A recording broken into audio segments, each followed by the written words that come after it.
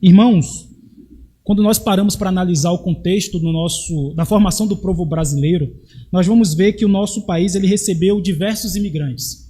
Alemães, italianos, japoneses, sírios, venezuelanos e muitas outras etnias, que vieram para cá com o objetivo de uma melhora de vida, que buscaram, que talvez no seu contexto da sua vida estavam passando por crise econômica, contexto de guerras, e que viram na nação brasileira uma oportunidade deles recomeçarem as suas vidas e construírem suas novas vidas e tocarem a sua vida como um todo. Mas aí já temos uma situação dificultosa, porque a chegada desses homens ou dessas nações, desses povos ao Brasil, não foi fácil. Muitos encontraram o entrave do idioma, da cultura e também da dificuldade do trabalho.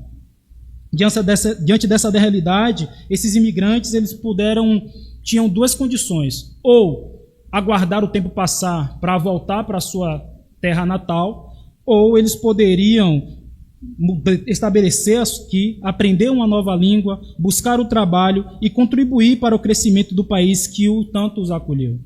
Muitos escolheram essa segunda opção e, por isso, nós vemos hoje no Brasil a influência dessas culturas na arquitetura, na economia. Nós vemos essa influência dessas culturas, desses povos que vieram ao Brasil na arquitetura, na economia, na pintura, enfim, de modo geral.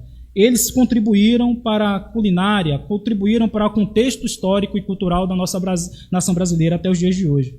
E essa é a minha situação, irmãos, dos judeus no exílio da Babilônia. Eles queriam voltar para Jerusalém o mais rápido possível.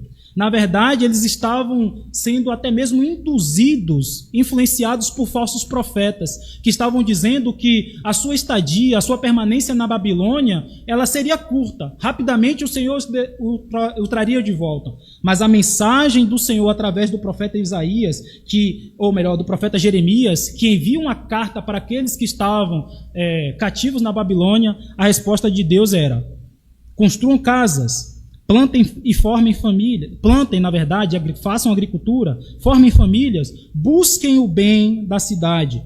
Deus não queria, irmãos, que eles apenas esperassem passivamente pelo dia da volta, mas que vivessem de forma produtiva onde Ele os colocou. Da mesma forma, irmãos, quando nós paramos para analisar o contexto de nós como cristãos e como igreja, nós podemos nos considerar como que estamos num exílio nesse mundo. Nossa pátria definitiva é o reino de Deus, mas enquanto esperamos, somos chamados a viver de uma forma que glorifique a Deus no lugar onde Ele nos colocou. E é exatamente esse o tema que eu quero trabalhar com os irmãos, glorificando a Deus no exílio, vivendo para a glória de Deus no exílio. Quando nós analisamos, antes de nós vermos quais fatores é que nós devemos praticar e que isso vai resultar em glória para Deus, nós temos que entender que esse exílio, irmãos, ele não foi um acidente. Esse exílio não foi algo que aconteceu por conta de uma questão política, de uma negociata que não deu certo. Esse exílio é uma manifestação da soberania e da disciplina de Deus.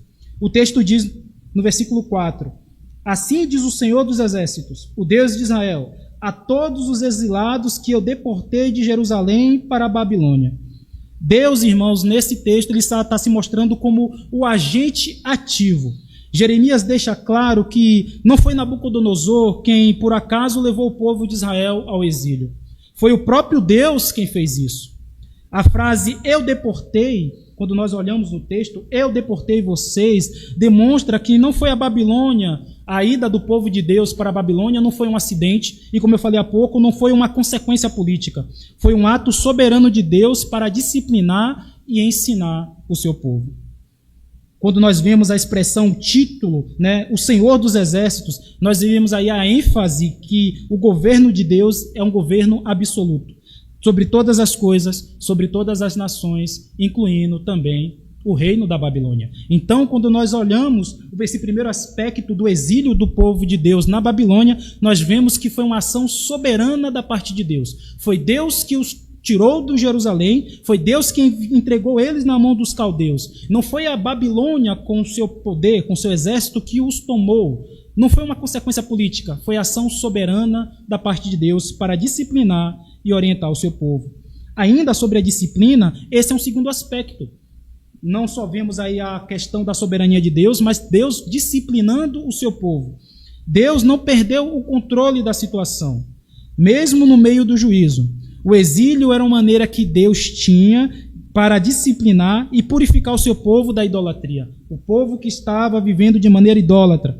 Assim como um pai corrige um filho por amor. Não é isso que Deus, ou melhor, que o Hebreus fala, que Deus açoita todo que ama e disciplina todos que recebem por filho?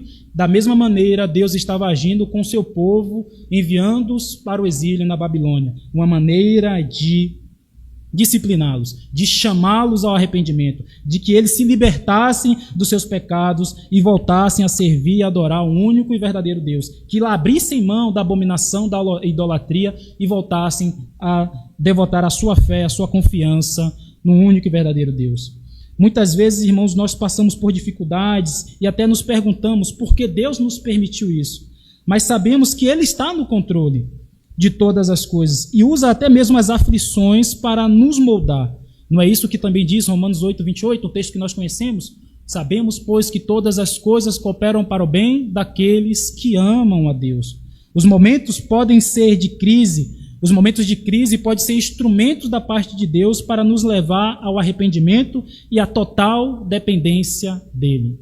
Então, esse é um segundo aspecto do exílio. Uma maneira de Deus manifestar a sua misericórdia, disciplinando o seu povo, fazendo com que o exílio fizesse com que eles voltassem os seus pensamentos, os seus corações para Deus, disciplinando, fazendo entender que Ele é o único Deus verdadeiro, que é por causa de Deus que eles estão ali, mas que Deus ali, ainda assim, nesse ato de juízo, estava manifestando também a sua misericórdia, fazendo com que eles se arrependessem e voltassem para os caminhos do Senhor. Ainda sobre essa questão do exílio, irmãos, um outro aspecto que nós temos que levar em consideração é que nós somos peregrinos e Deus continua no controle. O povo estava numa situação de exílio e o nosso contexto hoje, falando espiritualmente, é um exílio. Estamos aguardando a nossa pátria celeste. Israel no exílio, irmãos, é um símbolo da igreja no mundo hoje. Assim como eles estavam em terra estrangeira, nós também somos peregrinos e forasteiros. É o que diz o apóstolo Pedro em sua carta, no capítulo 2, verso 11, que nós somos peregrinos nessa terra. Nossa pátria definitiva, diz o apóstolo Paulo, é o reino de Deus. Mas enquanto estamos aqui, devemos confiar que Ele dirige nossa vida de maneira soberana. Enquanto nós estamos aqui nesta terra, neste mundo hostil, deste mundo que está afastado da vontade de Deus, nós temos que entender que Deus está nos dirigindo, nos guardando de maneira soberana. Nós já sentimos algumas vezes que estamos deslocados, irmãos, como se estivéssemos em um exílio em alguma área da nossa vida.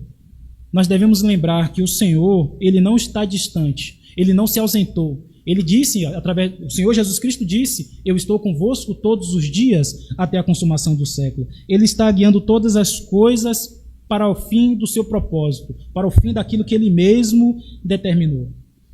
Diante dessa questão a respeito do exílio, irmãos, o que nós podemos concluir é que Deus ele não perde o controle quando permitiu que o seu povo fosse levado para o exílio. Quando a Babilônia atacasse Israel e Jerusalém, ele não perdeu o controle, como assim ele também não perde o controle das nossas vidas hoje.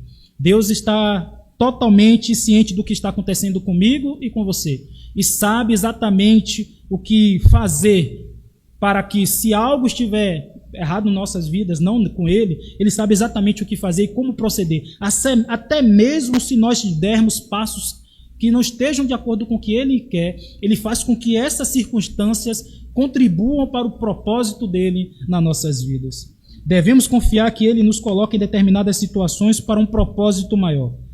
O verdadeiro problema, irmãos, não é onde estamos, mas como nós respondemos à soberania de Deus na nossa vida. O problema não é o caos, não é o conflito, não é o lugar instável que nós estamos vivendo, mas como é que nós respondemos a essa soberania de Deus, Deus nos permitindo passar por essa situação difícil.